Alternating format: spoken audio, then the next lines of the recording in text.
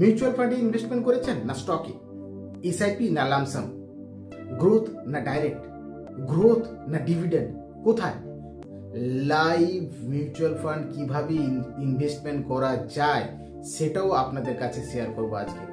Directly আমি করে দেখাবো কিভাবে মিউচুয়াল ফান্ড আমরা সিলেক্ট করি, কিভাবে এসআইপি করি, কি ডাইরেক্ট নেব না রেগুলার নেব, গ্রোথ না ডিভিডেন্ড, কিভাবে মিউচুয়াল ফান্ড সিলেক্ট করতে হয়, কিভাবে এসআইপি করতে হয়, কিভাবে লামসাম করতে হয়, কোথা থেকে করতে হয়, কি রকম খরচ আছে, সমস্ত কিছু এভরিথিং।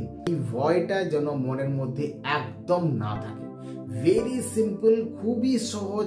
সাবস্ক্রাইব বাটনে ক্লিক করে চ্যানেলটিকে সাবস্ক্রাইব করুন আর ভিডিওটিকে অবশ্যই করে লাইক করবেন।